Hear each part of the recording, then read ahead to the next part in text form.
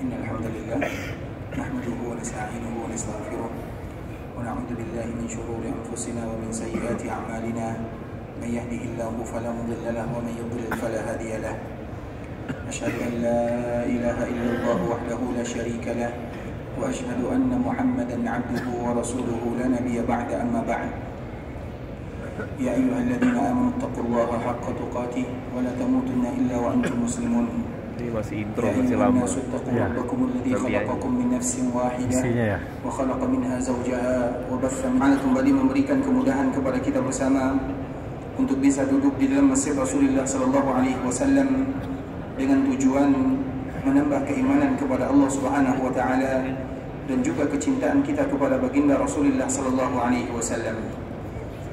Kemudian salawat beriringkan salam semoga senantiasa tercurahkan buat junjungan alam Nabi kita yang mulia, uswah dan qudwah kita bersama Muhammad bin Abdullah sallallahu alaihi wasallam, tentang kota Madinah, kota Rasulullah sallallahu alaihi wasallam, kota yang amat dicintai oleh baginda Rasulullah sallallahu alaihi wasallam.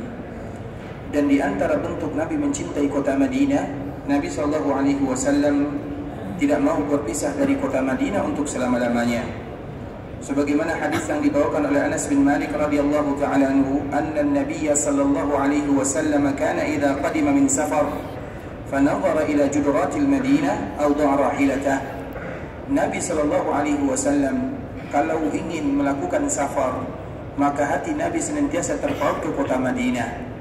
Kemudian kalau seandainya Nabi sallallahu alaihi wasallam ingin pulang ke kota Madinah dan Nabi melihat Madinah dari jarak jauh, awda'a rahilatah, maka Nabi sallallahu alaihi wasallam merubah gaya berjalannya, mempercepat langkah kendaraannya.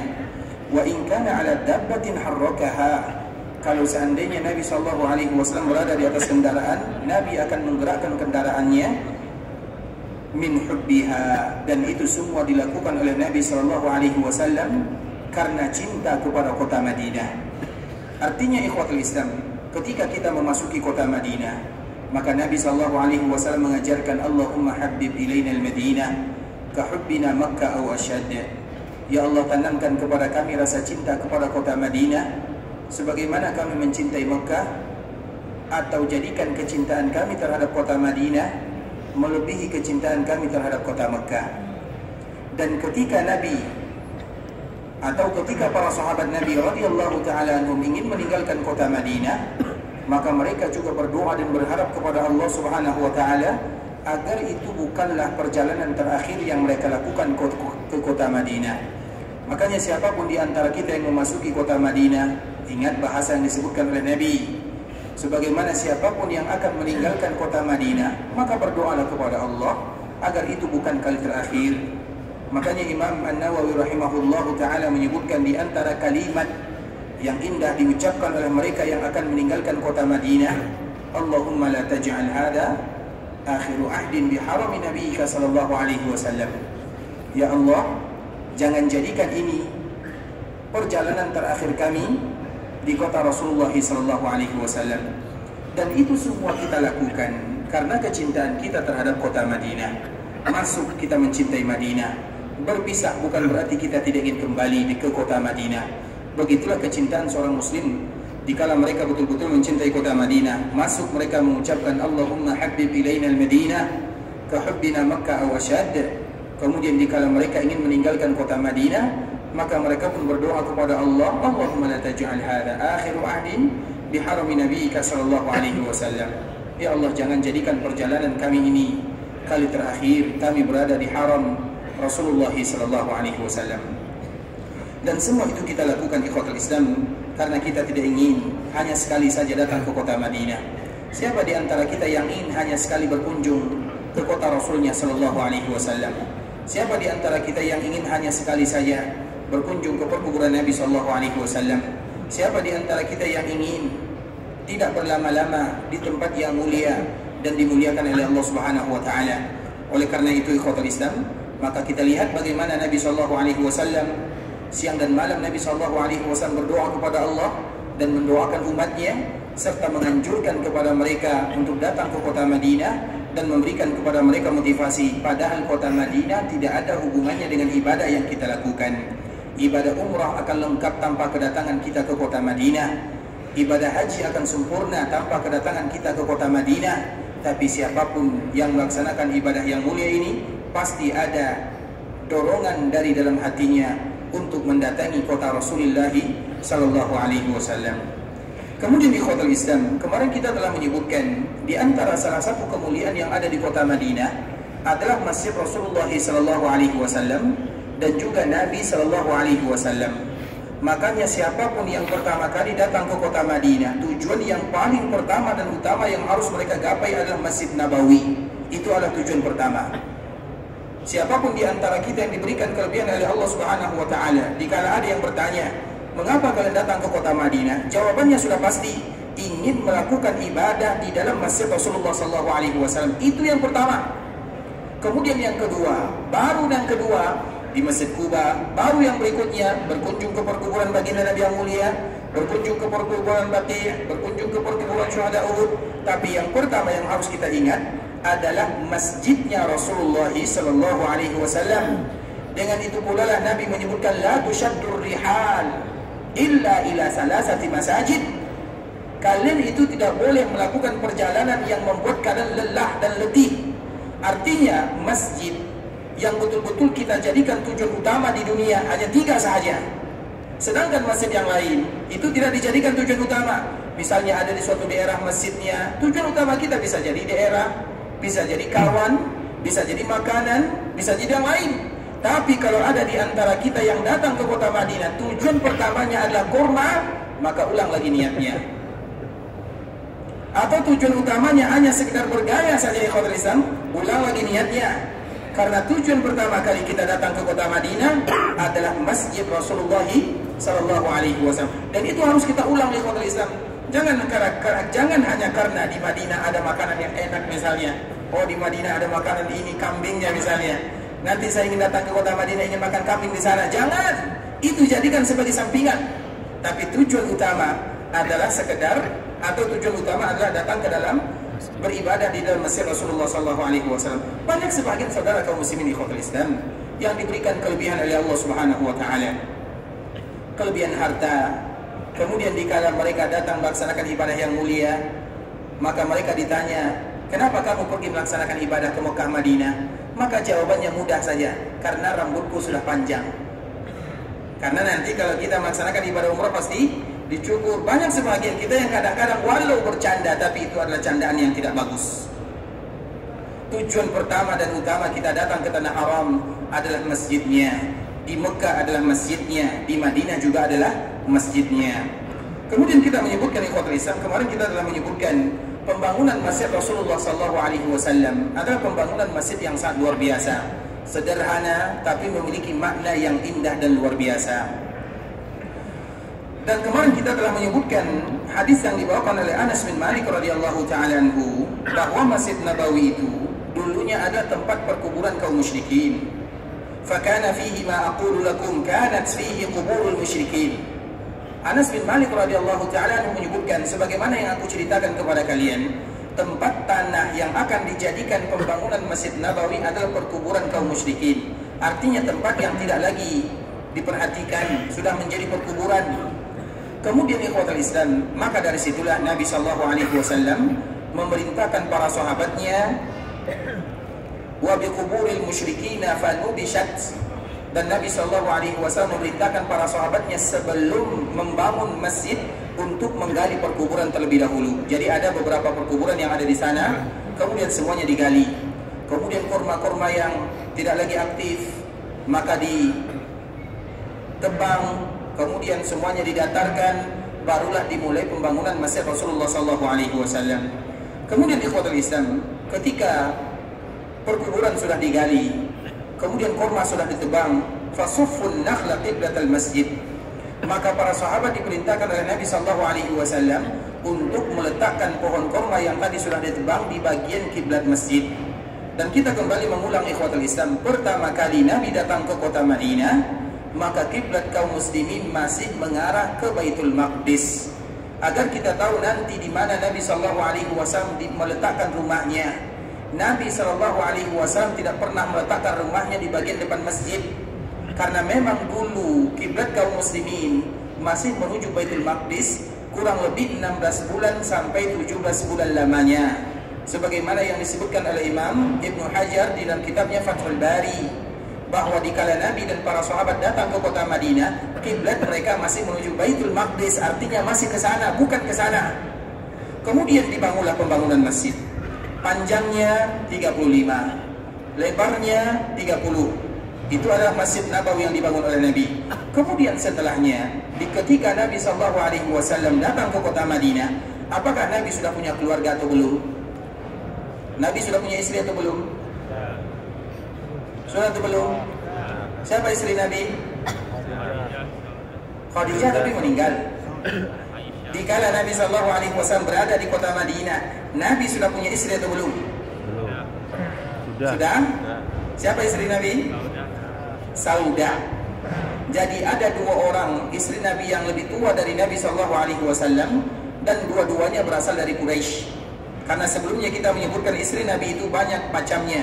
Ada yang dari Quraisy, ada yang dari Bani Israel, ada yang dari Mesir. Itu semuanya adalah kabilah atau keluarga Nabi SAW.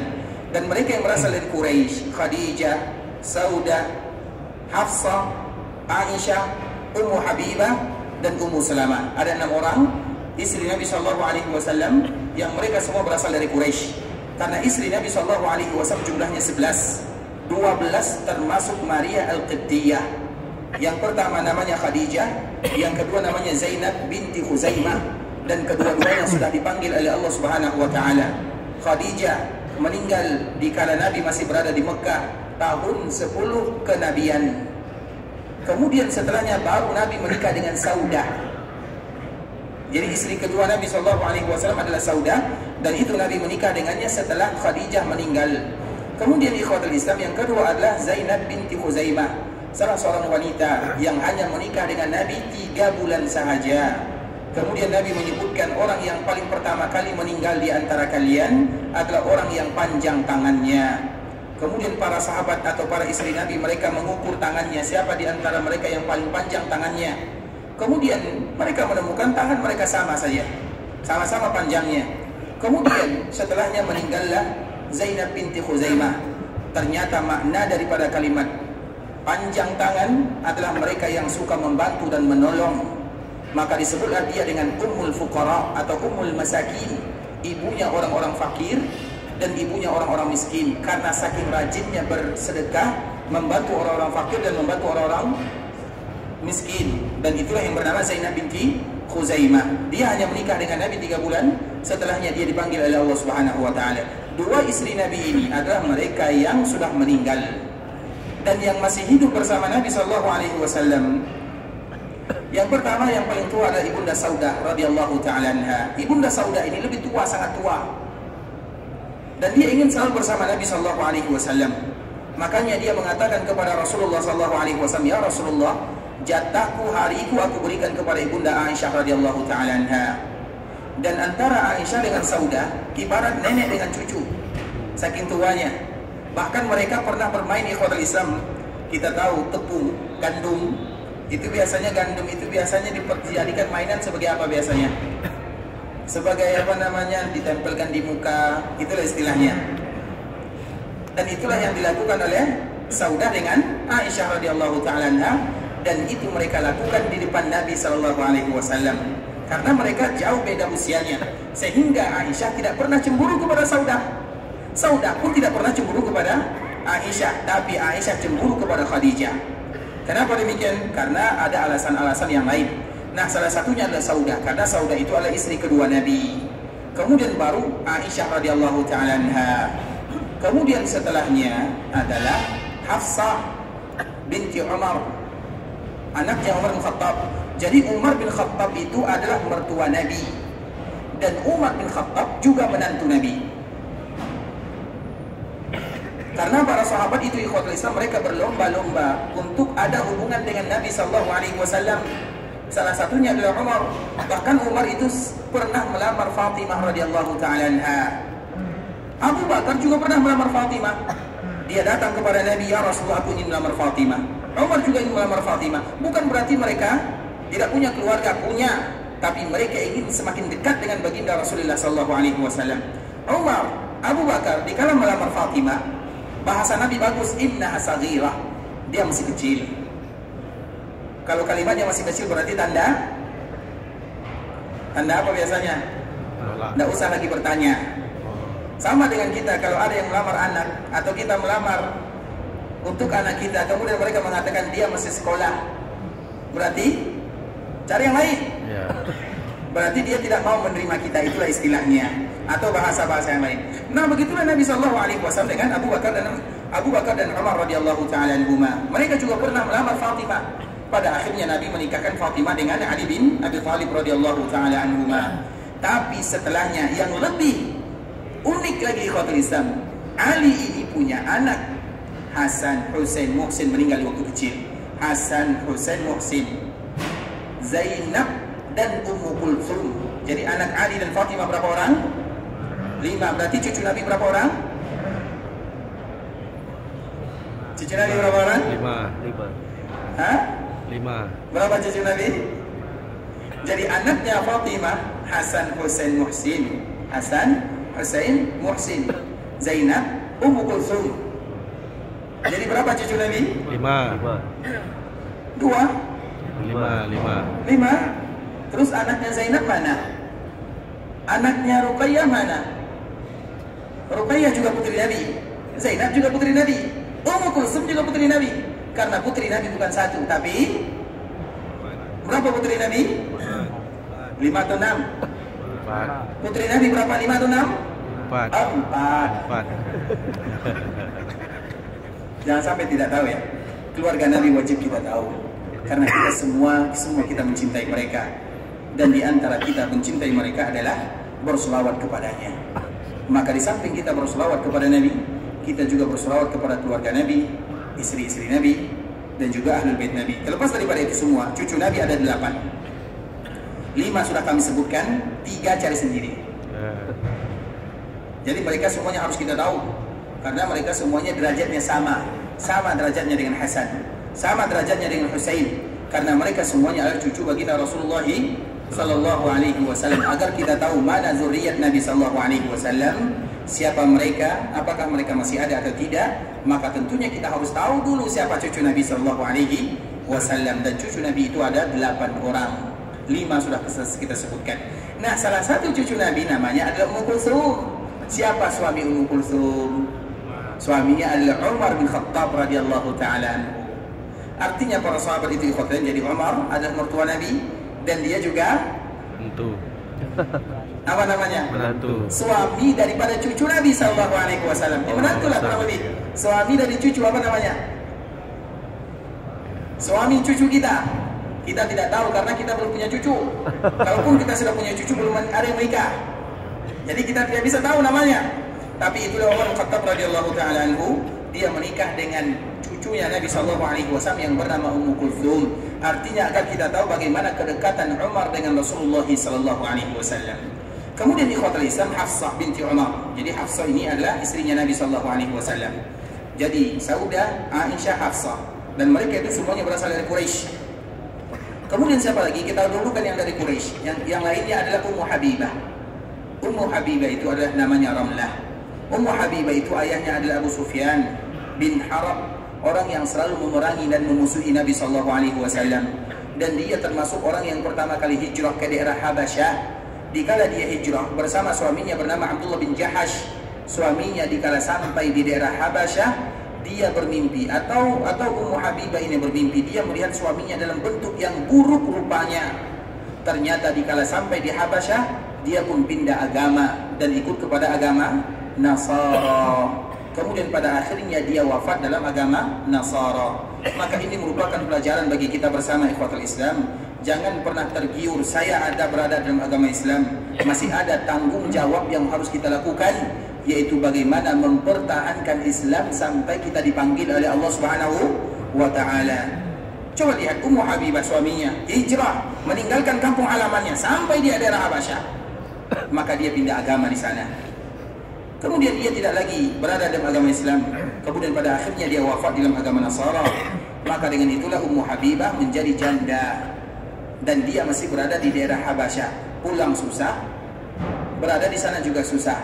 Maka di saat itulah Nabi SAW mengutus utusan dan menikah melewat perwakilan Raja Najasyi, dan mahar Nabi adalah 400 dinar. Berapa 400 dinar? 1 dinar 3 juta atau 800 ringgit. Dan mahar Nabi 400 dinar. Berapa jumlahnya? Jadi yang mengatakan mahar itu tak boleh banyak-banyak. Inilah mahar Rasulullah SAW untuk ibunda Ummu Habibah. Mahar itu bebas ya. Kalau bisa banyak, alhamdulillah. Hukum asalnya bukan sedikit, banyak. Makanya berbeda antara dua. Yang diberikan mahar meminta sedikit, yang memberikan mahar berikan banyak. Bisa dipahami? Karena wanita yang barokah itu adalah yang paling sedikit maharnya. Walau demikian, kita sebagai seorang laki-laki berikan yang terbaik. Kintara itu artinya apa? Banyak sekali. Makanya hukum asal itu bukan sedikit, tapi jangan sampai kalimat banyak keluar dari lisan yang dilamar. Bisa dipahami? Artinya misalnya ada yang misalnya kita ingin melamar, atau misalnya anak kita ingin menikah, atau kalau kita ingin menikah lagi, contohnya misalnya. Contoh ya. Kemudian berapa maharnya? Kalau di kita alhamdulillah mudah sekali maharnya, seperangkat alat sholat. Kalau di bagian saudara yang lain 1 gram emas, terlalu sedikit ikhwatul Islam. Tapi perempuan kewajibannya mereka merendahkan mahar. Sedangkan yang laki-laki, kalau Allah berikan rezeki dan kelebihan kepada mereka, perbanyaklah. Jadi dua sisi yang berbeda. Dari sisi perempuannya, yang semakin barokah, semakin sedikit semakin barokah. Tapi dari sisi laki-lakinya, mereka akan memuliakan orang yang akan mendampingi hidupnya, yang darinya akan lahir anak-anaknya. Dan salah satunya adalah mahar Rasulullah SAW kepada Ummu Habibah yang bernama Ramlah. Jadi pernikahan mereka ada pernikahan online kalau bahasa kitanya. Online di zaman dulu. Karena Nabi menikah, Nabi berada di kota Madinah, Ummu Habibah berada di daerah Habasyah, dan dinikahkan oleh Raja Najasyi sebagai wakilnya. Kemudian diberikan mahar kepadanya 400 dinar. Itu Ummu Habibah. Kemudian Ummu Salamah yang semalam kita ceritakan. Ummu Salamah yang bernama Hindun. Ummu Salamah ini juga berasal dari Quraisy. Inilah mereka yang berasal dari Quraisy, keluarga Rasulullah SAW. Kemudian siapa lagi istri Nabi? Safiyah, anaknya Huyai, seorang Yahudi. Walau ayahnya Yahudi, tapi Safiyah adalah wanita yang paling mulia. Makanya Safiyah dengan Hafsah mereka pernah begaduh. Begaduh itu artinya cemburu antara satu dengan yang lainnya. Sehingga di antara salah satu ucapan Hafsah ini dari suku yang terpandang, dari suku Quraisy, anaknya Umar. Maka dia mengatakan kepada Safiyah, kamu anak Yahudi. Kalau kita dibilang anak Yahudi sakit hati atau tidak? Dan Safiyah betul-betul anak seorang Yahudi. Memang dia anak Yahudi yang bernama Huyai, tapi dikatakan anak Yahudi. Setelah dia masuk Islam tentu tidak diterima, karena tidaklah disebut kalimat Yahudi di dalam Al-Quran kecuali celaan. Sedangkan pujian itu Bani Israel. Kalau kita dapatkan dalam Al-Quran kalimat Bani Israel, pujian. Tapi kalau kita dapatkan kalimat Yahudi dalam Al-Quran, itu celaan. Itu dua kalimat yang tidak sama. Jadi yang salah itu bukan Bani Israel. Semua para nabi dari Bani Israel, semuanya. Dan mereka dari keturunan Ibrahim semuanya. Tentu kita tidak boleh mencelanya. Yang salah itu adalah Yahudnya. Paham sampai di sini perbedaan antara dua kalimat? Kemudian ikhwatul Islam, dikala Safiyah dicela oleh Hafsah, maka Nabi SAW tentunya menegur Hafsah, kamu tidak boleh seperti itu, ittaqillah, bertakwalah kamu kepada Allah. Kemudian dia pun datang kepada Safiyah dan mengatakan, ketahuilah wahai Safiyah, sesungguhnya kamu dari keturunan Nabi. Karena dia berasal dari keturunan Lawi. Lawi itu adalah saudaranya Nabi Yusuf. Dan Nabi Yusuf itu, atau Lawi itu Nabi Yusuf, ayahnya adalah Yakub. Berarti Lawi anaknya Yakub, ada namanya Lawi. Kemudian kamu, paman kamu adalah Nabi Harun, dan kamu menjadi istrinya seorang Nabi. Kamu keturunan Nabi, pamanmu Nabi, suamimu juga seorang Nabi. Artinya itu adalah kemuliaan Ibunda Safiyah radhiyallahu ta'ala anha. Kemudian siapa lagi? Maimunah, yang mana dia juga tidak jauh jaraknya dari Rasulullah SAW. Kemudian Juwairiyah. Kemudian ada lagi yang namanya Juwairiyah. Juwairiyah ini juga memiliki sejarah menikah dengan Nabi SAW. Kemudian ada juga yang namanya Zainab. Zainab itu ada dua. Yang kedua Zainab binti Jahshin, dan dialah yang dinikahkan oleh Allah dengan Nabi dari langit ketujuh. Kalau istri-istri Nabi yang lainnya yang menikahkan mereka adalah orang tuanya, sedangkan Zainab ini yang menikahkan dia dengan Nabi adalah Allah Subhanahu wa Ta'ala. Maka Zainab ini selalu berbangga di hadapan keluarga Nabi, kalian yang menikahkan, kalian ayah kalian, keluarga kalian. Sedangkan saya Allah yang menikahkan dengan Nabi. Tidak perlu ayah, tidak perlu orang tua, karena Allah menurunkan ayat di mana ayat tersebut berbunyi bahwa dia dinikahkan dengan baginda Rasulullah SAW. Kemudian yang terakhir bernama Maria Al-Qibtiyah, atau yang kita kenal dengan Ummu Ibrahim, ibunya Ibrahim, karena Nabi memiliki seorang putra di luar Khadijah, yang mana ibunya adalah Maria Al-Qibtiyah. Hanya saja para sahabat mereka atau para ulama mereka berbeda. Ini istri Nabi atau selir Nabi SAW. Karena nanti dia tidak tinggal di sini, dia tinggal di dekat dengan Kuba. Kenapa kita terangkan yang demikian ikhwatul Islam? Agar kita tahu keluarga Nabi, karena semua keluarga Nabi pada akhirnya nanti mereka tinggal di samping Masjid Nabawi, agar kita tahu nanti di mana rumah mereka dan di mana posisinya, dan di mana Nabi SAW membangun rumah. Sehingga dari sinilah kita tahu bahwa keluarga Nabi itu ada 11. 2 sudah meninggal, Khadijah dengan Zainab binti Khuzaimah, dan 9 masih tersisa, Saudah, Aisyah, Safiyah, Hafsah, Ummu Habibah, Ummu Salamah, Maimunah, Juwairiyah, Zainab binti Jahshin, dan ada yang menambah dengan Maria Al-Qibtiyah. Itu semuanya adalah keluarga Rasulullah SAW, atau yang kita kenal dengan istri-istri Nabi SAW. Baik, seperti biasa, siapa yang sudah hafal nama istri Nabi? Baik, silakan. Tidak boleh dengan catatan ya, silakan. Baik. Yang pertama, Khadijah, Aisyah, Zainab binti Jahshin, Maimunah, Ummu Habibah, Saudah, Maria Al-Qibtiyah, Juwairiyah, Ummu Habibah, Ummu Salamah. Masih ada 2. Zainab sudah ada ini? Ada 2, siapa lagi 1? Zainab sudah tadi di awal disebutkan.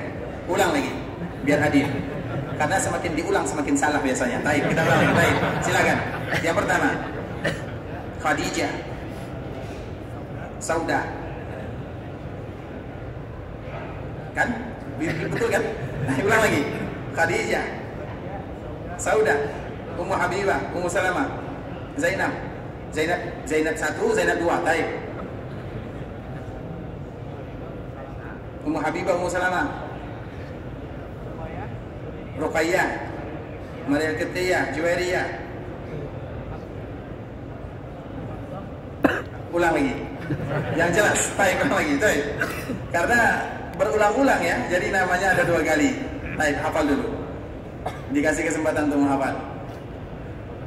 Kita ulang sekali supaya nanti kita harus menghafalnya ikhwatul Islam, dan selalu kami berikan analogi, mereka itu adalah ummahatul mukminin. Mereka itu adalah ibunya orang-orang yang beriman. Mereka itu adalah ibu kita bersama, dan anak yang tidak hafal nama ibunya adalah anak yang tidak hafal nama ibunya. Anak apa namanya? Nah, ada lagi nama anak yang lain kecuali anak yang tadi kita sebutkan. Saya tidak mau menyebutkan. Baik, silakan diulang. Jadi penting kita menghafal istri Nabi, cucu Nabi, keluarga Nabi. Mereka kita harus tahu. Mereka adalah orang-orang yang mulia. Mereka adalah orang-orang yang dicintai oleh baginda Nabi yang mulia, dan kita berselawat kepada mereka siang dan malam. Bukankah di antara bentuk selawat kita, Allahumma salli ala Muhammad wa ala ahli baitihi wa ala azwajihi wa dhurriyyatihi kama sallaita ala Ibrahim wa ala ali Ibrahim innaka Hamidum Majid. Allahumma barik ala Muhammad wa ala ahli baitihi wa ala azwajihi wa dhurriyyatihi kama barakta ala Ibrahim wa ala ali Ibrahim innaka Hamidum Majid. Artinya bahwa di antara bentuk kita berselawat itu ada 4. Yang pertama untuk Nabi, bukan 4 ya, 5. Yang pertama untuk Nabi, bahkan 6 ya, untuk Nabi, untuk ahlul bait Nabi, untuk istri-istri Nabi, untuk keturunan Nabi, untuk Nabi Ibrahim, untuk keluarga Nabi Ibrahim. Orang-orang ini harus kita tahu. Jadi orang yang kita berselawat itu bukan hanya Nabi SAW sahaja. Nabi, Ahlul Bait Nabi, istri-istri Nabi, keturunan Nabi, Nabi Ibrahim, keluarga Nabi Ibrahim. Mereka itu semuanya adalah orang-orang yang mulia. Maka ini adalah selawat yang terindah, yang mencakup semuanya. Allahumma salli ala Muhammad wa ala ahli baitihi wa ala azwajihi wa dhurriyyatihi kama sallaita ala Ibrahim wa ala ali Ibrahim innaka Hamidum Majid. Allahumma barik ala Muhammad wa ala ahli baitihi wa ala azwajihi wa dhurriyyatihi kama barakta ala Ibrahim wa ala ali Ibrahim innaka Hamidum Majid. Hafal dan harus dihafal selawat ini. Dan inilah selawat yang paling indah karena mencakup semuanya. Jadi kita berselawat kepada 6 golongan yang tadi kita sebutkan. 6 Nabi, keluarga Ahlul Bait Nabi, istri Nabi, keturunan Nabi, Nabi Ibrahim dan keluarga Nabi Ibrahim. 6 orang ini harus kita jaga. Dan harus kita tahu siapa Nabi, siapa Ahlul Bait Nabi, siapa istri Nabi, siapa keturunan Nabi, siapa Nabi Ibrahim, siapa keluarga Nabi Ibrahim. Kenapa demikian? Karena mereka diperintahkan oleh Allah kita untuk mencintainya. Dan di antara bentuk kita mencintai mereka adalah dengan senantiasa mengucapkan salam dan selawat kepada mereka semuanya. Maka inilah selawat yang harus dihafal oleh kaum muslimin. Sudah hafal selawatnya? Allahumma salli ala Muhammad wa ala ahli baitihi wa ala azwajihi wa dhurriyyatihi kama sallaita ala Ibrahim wa ala ali Ibrahim innaka Hamidum Majid. Allahumma barik ala Muhammad wa ala ahli baitihi wa ala azwajihi wa dhurriyyatihi kama barakta ala Ibrahim wa ala ali Ibrahim innaka Hamidum Majid. Baik, kita kembalikan kepada yang tadi. Masih sanggup? Type, enggak boleh salah lagi ya. Terakhir. Bismillah. Istri Nabi yang meninggal berapa orang? Yang pertama Khadijah, yang kedua Zainab binti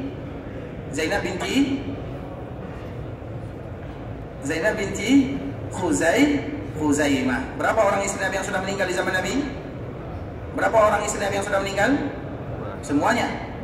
Tapi di zaman Nabi 2. Khadijah, Zainab. Baik. Berapa istri Nabi yang berasal dari Quraisy? 5 atau 7? 5 atau 7? 6. Yang pertama Khadijah, Aisyah, Saudah, Hafsah binti Umar, Ummu Salamah, Ummu Habibah. Semoga memberikan manfaat ya.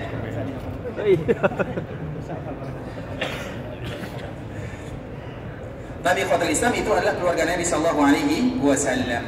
Nah, dari situ dapat kita ambil pelajaran karena nanti dikala Nabi sallallahu alaihi wasallam sampai di kota Madinah, berapa orang keluarga Nabi sallallahu alaihi wasallam? Dikala Nabi sampai ke kota Madinah, berapa istri Nabi? Dikala Nabi hijrah ke kota Madinah, berapa orang istri Nabi? 2. Yang pertama adalah Saudah, yang kedua adalah Aisyah radhiyallahu taala anhuma. Nah, dikala sampai di kota Madinah, Nabi yang pertama kali dibangun adalah masjidnya. Dan pembangunan Masjid Nabawi itu tidak butuh waktu yang lama. Kemudian setelah pembangunan masjid selesai, maka Nabi tidak mungkin membiarkan keluarganya. Maka yang pertama kali dibangun adalah keluarga, rumah daripada keluarga Nabi. Di mana Nabi bangun? Di samping bawah atau di bawah bagian bawah Masjid Nabawi. Di mana di bawahnya? Di sini. Karena kiblatnya ke sana. Bisa dipahami? Tadi kita menyebutkan 1 atau 17 bulan atau 16 bulan lamanya. Kurang lebih 1 tahun setengah. 1 tahun setengah ini ikhwatul Islam bukan waktu yang singkat. Dan kaum muslimin mereka senantiasa menghadapkan wajahnya menuju Baitul Maqdis. Kemudian dalam masa-masa seperti ini Nabi selalu berdoa kepada Allah. Dan Allah belum mengabulkan, mengiyakan permintaan Nabi SAW. Allah menyebutkan tentang doa Nabi yang diabadikan dalam surah Al-Baqarah. Qad nara taqalluba wajhika fis sama' falanuwalliyannaka qiblatan tardaha. Kami selalu memperhatikan kamu memperhatikan, mengangkat kedua tangan, meminta kepada Zat yang Maha di langit. Kemudian sekarang palingkan wajahmu. Kapan itu diturunkan? Setelah 17 bulan lamanya Nabi berada di kota Madinah. 17 bulan bukan waktu yang singkat. Kemudian ikhwatul Islam, rumah Nabi dibangun di sini, artinya di bagian bawah Masjid Nabawi, karena kiblatnya masih menuju Baitul Maqdis. Kemudian setelah 17 bulan lamanya, maka Allah perintahkan untuk memalingkan wajah menuju Ka'bah Al-Musyarrafah. Dan selalu kita ulang bahwa semua masjid yang ada di kota Madinah di zaman Nabi, semuanya dinamakan dengan Masjid Qiblatain. Semuanya. karena semua masjid tersebut mendapatkan dua kiblat. Kemudian dikala ayat ini turun, ikhwatul Islam, dikala ayat ini turun, para sahabat datang dalam keadaan bersedih. Mereka datang kepada Nabi SAW, ada yang menangis, ada yang bersedih. Kemudian apa yang menyebabkan mereka menangis? Bukan karena perpindahan kiblat, tidak. Mereka bertanya kepada Nabi, ya Rasulullah, kalau kiblat itu pindah ke Makkah atau ke Ka'bah Al-Musharrafah, berarti orang yang salat menuju Baitul Maqdis tidak diterima amal ibadahnya. Dan masih banyak atau sudah banyak saudara-saudara kami yang meninggal dan mereka masih memalingkan wajahnya menuju Baitul Maqdis. Kemudian di saat itulah Allah kembali menurunkan ayat bahwa sesungguhnya Allah tidak akan pernah menyia-nyiakan mereka beribadah kepadanya ke arah mana sajalah mereka menuju atau mereka beribadah. Karena bagaimanapun ikhwatul Islam, makanya kalau kita yang kesasar atau kita yang berada di perjalanan atau kita yang mungkin berada di atas kendaraan dan kita tidak mungkin mengarahkan wajah kita menuju kiblat Al-Musharrafah atau Ka'bah Al-Musharrafah, palingkan wajah kita kemana saja. Dan itu semua kita akan lakukan. Seperti dikala kita sholat di dalam kapal terbang, pesawat, bagaimana kita menentukan kiblat? Iya, mungkin musolanya ada, tapi kita tidak dibolehkan turun dari kursi, harus duduk di sana atau antrian atau yang lainnya. Maka kita mau tidak mau harus sholat di dalam pesawat, di tempat kita duduk. Kemana arah kiblatnya? Kemanapun pesawatnya mengarah.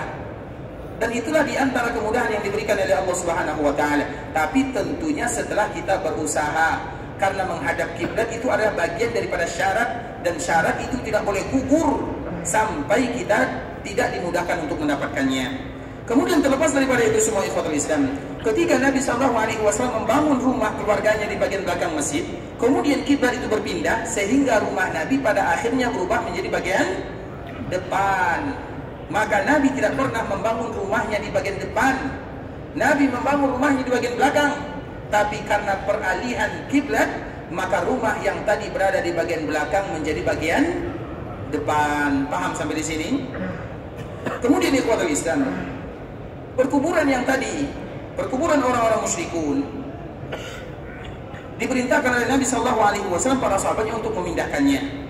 Kemudian pohon korma ditebang, kemudian didatarkan tanahnya, kemudian setelahnya dibangunlah Masjid Rasulullah SAW. Dan hanya beratapkan di bagian belakang sahaja. Dan itu dikhususkan oleh Nabi SAW untuk mereka-mereka yang tinggal di kota Madinah dan mereka tidak punya rumah. Karena dikala Nabi hijrah ke kota Madinah, banyak para sahabat yang hijrah ke kota Madinah.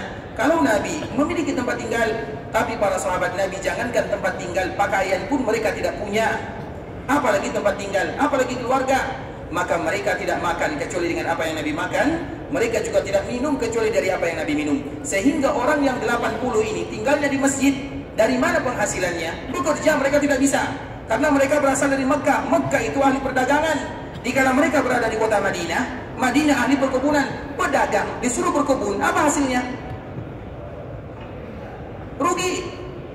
Begitu pula dengan penduduk Mekah yang datang ke kota Madinah. Kalaupun mereka berkebun, kebun siapa yang akan mereka tanam atau yang akan mereka bekerja di sana? Tidak bisa. Sehingga itulah perjuangan sahabat Nabi yang disebut dengan Ashabus Suffah, yaitu mereka-mereka Ashabus Suffah itu ikhwatul Islam, mereka yang datang ke kota Madinah dan mereka tidak memiliki rumah, keluarga, tidak memiliki pekerjaan, mereka hanya menumpang kepada Nabi SAW. Dan Nabi kalau diberikan harta kepadanya, maka Nabi akan bagi-bagikan kepada mereka semuanya. Dan itulah diantara salah satu yang dilakukan oleh Nabi. Kemudian Nabi juga mempersaudarakan antara Muhajirin dan Ansar untuk memperkecil mereka yang tinggal di dalam masjid. Makanya disebut dengan Ashabus Suffah. Kalau ada yang menisbatkan kepada Ashabus Suffah, maka disebut dengan Suffawi. Ingat kalimatnya Dhamma Suffah. Berarti kalimat awalnya harus dhamma. Suffa itu kalau ada yang menasabkan dirinya kepada Ashabus Suffah, maka namanya adalah Suffawi. Bisa dipahami? Kemudian ikhwatul Islam, setelah pembangunan Masjid Nabawi selesai, ada yang menyebutkan 12 hari, artinya pembangunan kasar lah. Pembangunan karena atapnya hanya mungkin pelepah daun korma, tiangnya terbuat dari korma, ataupun yang semisalnya alasnya cuman dari tanah, dari kerikil, dari pasir. Maka dari situlah bahwa hukum asal di dalam melakukan salat berjamaah bersama kaum muslimin di rumah Allah Azza wa Jalla itu adalah menggunakan sepatu dan sendal. Itu hukum asalnya. Jadi salat itu ikhwatul Islam, salat hukum asalnya menggunakan sepatu dan sendal. Kemudian dari satu zaman ke zaman yang lainnya berubah, dan Allah berikan kelapangan kepada kaum muslimin, yang mana pada akhirnya kita salat dan sendal ditaruh di, sandal itu bagusnya ditaruh di dalam masjid atau di luar masjid? Di luar atau di dalam? Kalau ada tempat, kalau masjidnya tergantung keadaan masjid ya. Kalau ada masjid yang luas maka bagusnya letakkan di dalam masjid. Karena bagaimanapun setiap sesuatu yang kita bawa beribadah, mereka juga beribadah kepada Allah Subhanahu wa taala. Makanya apapun yang kita bawa ikhwatul Islam tidak boleh kita lipat-lipat. Misalnya, mohon maaf ya, misalnya kita bawa simak ya misalnya, biarkan simak itu seperti ini. Kenapa demikian? Karena dia ingin sujud. Misalnya ada rambut kita jangan diikat, karena dia juga ingin sujud. Misalnya tangan kita ini atau baju kita ini jangan lipat seperti ini, karena dia juga ingin sujud. Dan semua makhluk yang ada di dunia mereka pasti bertasbih kepada Allah. Walakin la tafqahuna tasbiha. Yang masalahnya kita tidak paham bagaimana cara mereka bertasbih, tapi mereka bertasbih. Maka di antara salah satu sunnahnya, kalau kita bawa benda salat yang betul-betul ada pada diri kita, biarkan sebagaimana diciptakan oleh Allah Subhanahu wa ta'ala. Itu di antara salah satu adabnya. Makanya sendal, kalau kita bawa salat, nanti dia akan menjadi saksi dari Allah Azza wa Jalla. Saya diinjak oleh fulan bin fulan, kemudian dia saya dibawa selalu untuk melaksanakan ibadah kepada Allah Azza wa Jalla. Makanya hukum asalnya ada dengan membawa sandal. Kalau masjidnya seperti zaman Nabi sallallahu alaihi wasallam. Tapi alhamdulillah di zaman kita tentunya masjidnya sudah bersih, sudah rapi. Namun kalau kita perhatikan ada orang yang sholat menggunakan sepatu atau sandal, boleh atau tidak? Boleh. Boleh, ikhwatul Islam, tidak menjadi masalah. Seperti misalnya para penjaga, askarnya, polisinya misalnya, mereka tentunya sholat tidak boleh membuka pakaiannya, harus tampil dengan lengkap. Kemudian mereka sholat, maka mereka sholat dengan sepatunya, tidak menjadi masalah selama syarat dan ketentuan mereka lakukan. Makanya ada hukum asal di dalam Al-Quran. Dan salat menggunakan sepatu itu, salat menggunakan sepatu kemudian berwudu itu adalah bagian daripada akidah, bukan bagian hanya masalah fikih saja, tidak. Karena ada hukum-hukum yang penting di dalamnya, bentuk ketundukan kita kepada Allah Subhanahu wa ta'ala. Makanya Nabi dan para sahabat mereka selalu menggunakan sepatunya di kala mereka sholat, karena keadaan di musim panas sangat panas, di musim dingin mereka sangat dingin, sehingga mereka senantiasa sholat dengan menggunakan sepatunya. Itu hukum asalnya. Tapi alhamdulillah di zaman kita ini, di masjid manapun, di sebagian daerah Allah berikan kemudahan, tapi masih banyak masjid yang mereka tidak bisa salat di dalamnya kecuali menggunakan sendalnya. Terutama bagi kita yang diberikan kemudahan untuk berkeliling dunia, apalagi berkeliling ke tempat-tempat sebahagian saudara kita. Dan kita tahu agama untuk semuanya, bukan hanya untuk sebahagian orang sahaja. Sehingga dikala agama ini turun dalam bentuk yang kemungkinan yang paling bawah, kalau Allah berikan kelebihan alhamdulillah. Coba kalau seandainya hukum asalnya salat tanpa menggunakan sandal, coba hukum asalnya masjid itu bagus, bagaimana dengan saudara-saudara kita yang masjidnya tidak bagus? Dan masih banyak ikhwatul Islam, kami menemukan sebagian masjid yang ada di sebagian daerah-daerah Afrika sana, itu betul-betul masjid yang tidak ada atapnya, tiangnya atau dindingnya hanya mungkin 1 meter saja. Itu masjid mereka. Bukan karena mereka tidak mau membangunnya, rumah mereka saja mereka tidak sanggup untuk membangunnya, apalagi rumah Allah Subhanahu wa ta'ala. Artinya itu merupakan di antara kemudahan dari dalam agama, diberikan kebebasan. Makanya menggunakan sepatu silakan, yang tidak menggunakan sepatu juga tidak menjadi masalah. Bahkan ini dikiaskan oleh para ulama dengan orang-orang yang menggunakan kaos kaki yang tebal. Misalnya di musim dingin, kita tidak mungkin berwuduk siang dan malam, dingin sekali. Kalau sekarang musim dingin atau panas?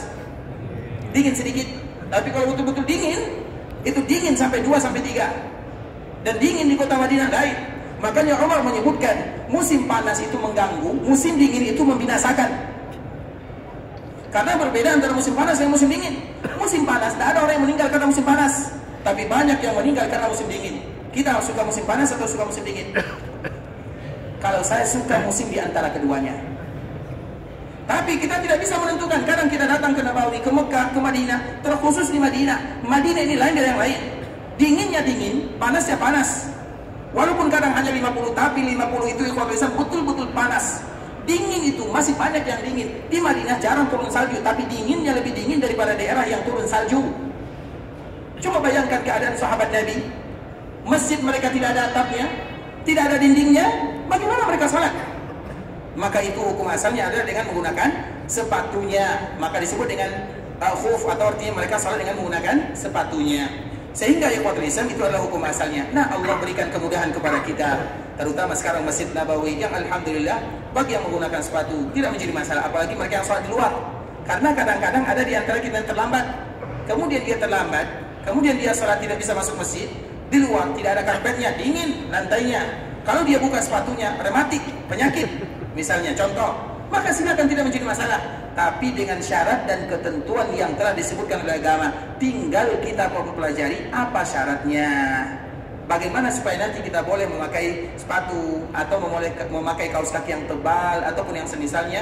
Itu adalah hukum-hukum fikih yang telah dijelaskan di dalam agama Allah Subhanahu wa taala. Terlepas daripada itu semua, kita kembalikan kepada hadis Nabi sallallahu alaihi wasallam. Kita ingin menyebutkan bagaimana bentuk kesederhanaan pembangunan masjid Rasulullah sallallahu alaihi wasallam yang hanya memakan waktu pembangunannya kurang lebih 12 hari sahaja. Masjid yang sederhana, tapi tidak ada seorang sahabat pun yang mereka telat melakukan solat berjamaah. Itu kelebihan orang-orang yang ada di zaman Nabi, atau kelebihan masjid yang ada di zaman Nabi. Ia masjidnya sederhana. Mereka di musim panas kepanasan, mereka di musim dingin kedinginan. Tapi tidak ada di antara mereka yang meninggalkan salat berjamaah bersama baginda Rasulullah SAW. Bahkan sahabat Abdullah bin Mas'ud radhiyallahu taala anhu menyebutkan, kalau ada di antara saudara kami yang sakit, maka kami akan papah dia di antara dua orang laki-laki. Artinya digendong masuk ke dalam masjid untuk melaksanakan ibadah salat. Karena itulah yang terpenting. Yang terpenting itu bukan masjidnya, yang terpenting itu adalah jamaahnya. Betapa banyak kita yang masjidnya mewah, bagus, tapi jemaahnya tidak ada. Betapa banyak masjidnya biasa, tapi mereka full jemaahnya. Jadi yang dinilai itu adalah jemaahnya. Masjidnya bonus dari Allah Subhanahu wa taala sebagai wasilah kita beribadah dan nyaman beribadah kepada Allah Subhanahu wa taala. Kemudian ikhwatul Islam, setelah pembangunan Masjid Nabawi, tentunya motivasi dari Nabi sallallahu alaihi wasallam. Maka dari sini kita akan menyebutkan beberapa hadis Nabi sallallahu alaihi wasallam. Yang pertama adalah hadis yang dikeluarkan oleh Imam Muslim. Nabi sallallahu alaihi wasallam menyebutkan hadis yang dikeluarkan oleh Imam Bukhari dan Imam Muslim. Salatun fi masjidi hadza khairun min alfi salatin fi ma siwa illa al-masjidal haram. Salatun fi masjidi hadza khairun min alfi salatin fi ma siwa illa al-masjidal haram. Kemudian di dalam riwayat yang kedua, yaitu dari sahabat Jabir bin Abdullah yang dikeluarkan oleh Imam Ahmad dan Imam Ibnu Majah, salatun fi masjidi afdalu min alfi salatin fi ma siwa illa al-masjidal haram, wa salatun fil masjidil haram afdalu min mi'ati alfi salatin fi ma siwa. Arti yang pertama, orang yang salat di dalam masjidku lebih baik daripada 1000 salat dibandingkan dengan tempat yang lainnya kecuali Masjidil Haram. Di dalam riwayat yang kedua, orang yang salat di masjidku lebih afdal. Riwayat pertama lebih baik, riwayat yang kedua lebih afdal. Lebih afdal daripada 1000 kali salat dibandingkan dengan tempat yang lainnya kecuali Masjidil Haram yang ada di Mekah. Dan salat di Masjidil Haram yang ada di Mekah lebih baik, lebih afdal daripada 100.000 di tempat yang lainnya. Sekarang kita akan jelaskan hadis ini ikhwatul Islam untuk memberikan motivasi kepada kita, terkhusus bagi kita yang ada di kota Madinah. Karena tujuan pertama kali kita datang ke kota Madinah adalah masjidnya, yaitu Masjid Rasulullah sallallahu alaihi wasallam. Nah, kemudian salatun, orang yang melakukan salat, kita selalu menyebutkan ikhwatul Islam berulang-ulang untuk memberikan motivasi agar kita semangat dan agar kita tidak malas-malasan, bahwa ibadah salat itu merupakan ibadah yang paling mulia. Kalau salat wajib sudah pasti, kalau salat sunat itu ibadah yang mulia. Makanya Nabi sallallahu alaihi wasallam menyebutkan, barang siapa yang salat 2 rakaat karena Allah, maka bisa jadi Allah akan selamatkan dirinya dari api neraka, dimasukkan dirinya ke dalam surga. Nabi menyebutkan hadis ini dia salat di mana saja. Kalau seandainya salat ini pahalanya demikian keadaannya, bagaimana kiranya kalau kita salat di dalam Masjid Rasulullah sallallahu alaihi wasallam. Makanya kalimat salat, salatun, perhatikan baik-baik, salatun, Nabi menyebutkan di sini dengan sifat nakirah. Di dalam bahasa Arab ada ma'rifah, ada nakirah. Ma'rifah adalah kalimat benda yang jelas, nakirah adalah benda yang tidak jelas. Biasanya di antara salah satu tandanya kalau ma'rifah menggunakan alif lam, as-salatu, itu kalimatnya ma'rifah. Kalau tanpa menggunakan alif lam dengan menggunakan tanwin, salatun, maka itu sifatnya adalah nakirah. Apa perbedaan ma'rifah dengan nakirah? Perbedaannya ikhwatul Islam, kalau ma'rifah itu ditentukan solat yang mana, kalau nakirah tidak ditentukan solat yang mana. Itulah perbedaannya. Contoh misalnya kita menyebutkan di dalam bahasa Arab ini adalah kitabun. Di dalam bahasa Arab kalau tidak menggunakan alif lam maka gunakan tanwin. Tidak boleh dipakai kedua-duanya, tidak boleh dihilangkan kedua-duanya. Ini syarat secara umum, kaidah secara umum di dalam menggunakan bahasa Arab. Seperti misalnya kita mengatakan Qur'anu, tidak boleh, harus Qur'anun atau Al-Qur'anu, pilih salah satunya. Sekarang kita contohkan Alkitab, ini kitab bahasa Arabnya. Kalau kita menyebutkan Al-Kitabu, artinya kitab yang kita pegang. Al-Kitabu menggunakan alif lam, kitab ini, kitab yang jelas. Kalau kitabun, kitabnya tidak jelas, bisa jadi kitab ini, bisa jadi kitab yang ada di kita, bisa jadi kitab yang ada di tangan saudara kita yang lainnya. Artinya tidak jelas. Bisa jadi ada kemungkinan semuanya. Begitu juga dengan salatun fi masjidi hada. Salatun, apa artinya? Nakirah atau ma'rifah? Nakirah. Apa maknanya salat? Salat apa? Seolah-olah kita bertanya, ya Rasulullah, kira-kira salat apa yang harus kami lakukan jika kami berada dalam Masjid Nabawi? Maka Nabi sudah memberikan jawaban dalam bahasa yang digunakan. Nabi menyebutkan salat apapun, bahkan dianjurkan semua salat yang kalian tahu namanya, lakukan di dalam Masjid Nabawi dikala kalian berada di kota Nabi SAW. Salat apa yang kita tahu namanya? Semuanya, selagi namanya adalah nama syariat. Bahkan kalau tidak ada namanya juga tidak menjadi masalah, disebut dengan salat sunat mutlak. Semua salat sunat, kalau salat wajib sudah pasti, semuanya dianjurkan bagi kalian melakukannya di mana? Di dalam Masjid Nabawi. Makanya bagi kita yang ada di kota Madinah, laki-laki ataupun perempuan, mana tempat yang dianjurkan bagi mereka melaksanakan salat? Di dalam Masjid Nabawi. Kenapa demikian? Untuk mengambil keutamaan yang telah dijanjikan oleh Nabi SAW. Makanya hukum salat sunnah itu ikhwatul Islam, salat sunnah, Nabi tidak pernah salat sunnah dalam masjid. Nabi tidak pernah salat sunnah dalam masjid. Tapi bagi kita yang zuwar, bagi kita yang jauh rumahnya dari masjid, atau bagi kita yang jarang-jarang datang ke kota Madinah, maka diperbanyak bagi mereka untuk melakukan salat di dalam Masjid Nabawi. Masalah apa yang kita lakukan? Salat wajib, salat sunat. Apa itu salat sunat? Semua salat sunat.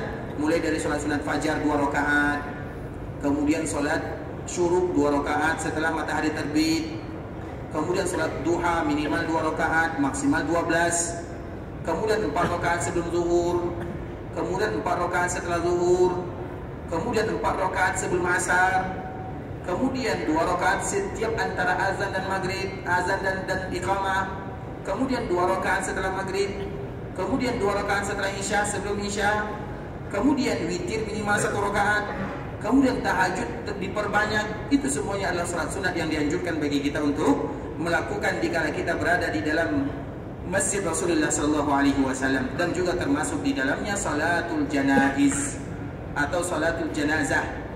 Salat jenazah itu salat atau bukan?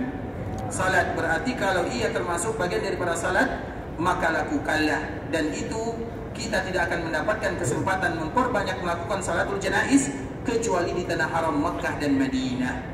Kalau di kampung kita, berapa kali kita salat jenazah dalam 1 tahun? Bisa jadi 1 kali, bisa jadi 2 kali. Tidak mungkin berkali-kali. Tak mungkin kita berdoa ada yang mati selalu. Artinya yang kalau Islam, salat jenazah itu jarang. Tapi di sini berapa kali kita salat jenazah? 5 kali, minimal 4 kali. Artinya setiap salat kita salat jenazah. Itu jangan pernah ditinggalkan oleh kaum muslimin. Kenapa demikian? Karena itu masuk ke dalam kategori salat. Makanya Nabi menyebutkan salatun fi masjidi hada khairun. Di dalam riwayat yang lain, salatun fi masjidi afdal, lebih baik, lebih mulia. Dikala kita salat jenazah di sini, maka pahalanya pun diberikan kelipatan ganda oleh Allah Subhanahu wa taala, digandakan pahalanya. Dan salat jenazah itu ikhwatul Islam, makanya jenazah, karena orang-orang yang ada di sini ikhwatul Islam, rata-rata mereka tidak mau dikuburkan dan disolatkan kecuali di dalam di Masjid Nabawi. Karena orang yang salat di Masjid Nabawi itu minimal 100 sampai 150 ribu orang. Coba bayangkan kalau ada yang meninggal disolatkan di Masjid Nabawi, yang mensolatkan 150 ribu. Itu bukan jumlah yang sedikit. Sehingga salat di dalam Masjid Nabawi kadang yang disolatkan itu ada 3, jarang yang 1. Kadang 3, kadang 5. Apalagi di Mekah, 1 kali salat kadang sampai 15 orang. Kenapa demikian? Karena semuanya mereka ingin disolatkan di dalam masjid atau di Masjid Nabawi itu Masjidil Haram.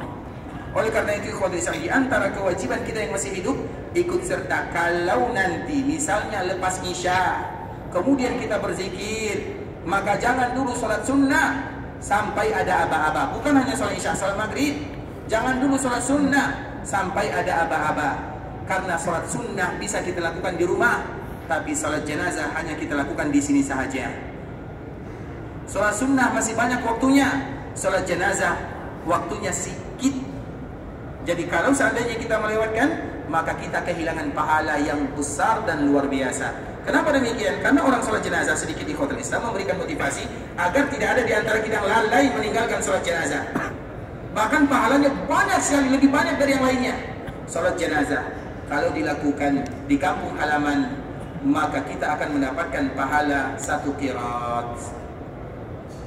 Sehingga Umar bin Khattab dikala bertanya kepada Nabi, ya Rasulullah, qirat 1 qirat berapa? Misla Jabal Uhud, seperti bukit Uhud. Apa kata Abdullah bin Umar? Idzan farratna qararit. Kalau demikian besar pahalanya, betapa banyak kaum muslimin mereka yang sudah menghilangkan qirat. 1 qirat itu sebesar bukit Uhud. Bukit Uhud itu kita tidak pernah berkunjung ke sana. Yang kita kunjungi adalah kejadian yang ada di Uhud, bukan bukitnya.